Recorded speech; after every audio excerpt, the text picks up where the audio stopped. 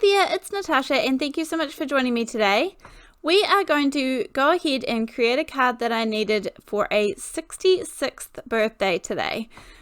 So what I'm going to start off with is these really tall, slim alphabet dies. Now these are going to be perfect for what I need today because when I was looking at the 66th word, I saw something that would make it kind of cool for what I need. So I am going to spell out the 66th, and the little trick that I usually use when I need to get spacing and things perfectly right is I use a little bit of low-tech tape. Any tape is fine, washi tape, masking tape, any low-tech painter's tape that you can use, and I tape a little bit sticky side up with two little pieces at each end so it sticks down to my table front. So that's just the easiest way that I find it. You might have another trick for lining up letters and things and getting them perfect.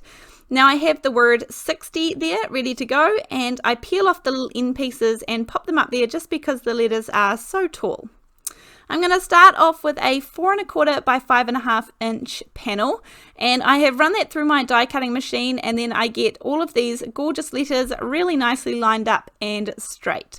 So I don't need the inner parts for that at the moment, but the great thing about the word 66th is that all I have to do is replace the last letter. So I replace the Y with an H, and it just makes everything very nice and even and symmetrical, and it is really pleasing to my eye anyway. So the only thing that is not pleasing is that I did not line it up perfectly, but that's okay to center it in the middle of my cardstock.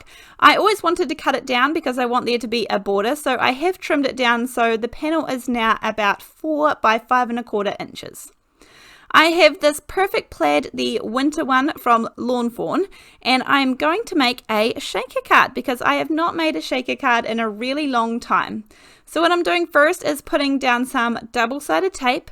I prefer to use double-sided tape when it comes to acetate, just because I feel like we get less squishing out, and kind of it makes a tidier job for this first part. I'm a big fan of liquid glue, however this one for me is definitely where I use some double-sided adhesive. I have got it all around the edges there. I just spared you guys seeing me put it all down as well. So now I have acetate behind the letters ready to go.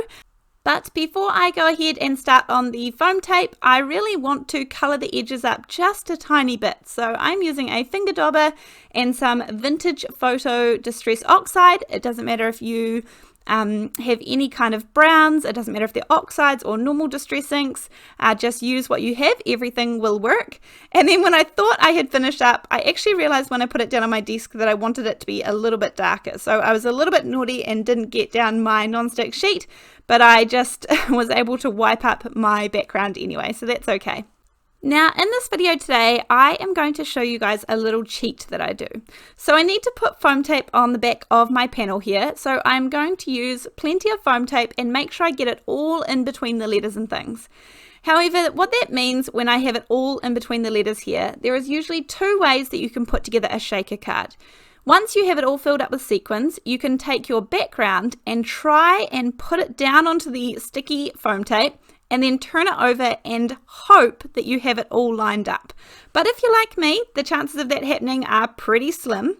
And then the other way to do it is to put the sequins down on your background and put your front panel down. However, because I have all of those tiny little bits of foam tape in between the letters, the sequins are going to get in the way of those and not create a nice tight seal. So here's my cheat. I just get a second piece of pattern paper, exactly the same. I cut this piece to be ever so slightly smaller than the piece I need for my front panel. So in this case, my front panel is 4 by 5 1/4, and I have literally cut the piece of paper to that and then just trimmed a tiny little bit more off the edge. So I'm going to use these kind of bronzy sequins here, and then some silver stars as well. So I just scatter them all in and make sure it's kind of nice and full, and then I'm going to take them off all of the foam adhesive so that they are all settled nicely in between the letters. Then I'm going to carefully remove all of the backing to the foam. You do want to be careful because if you bump it, the sequins will go flying.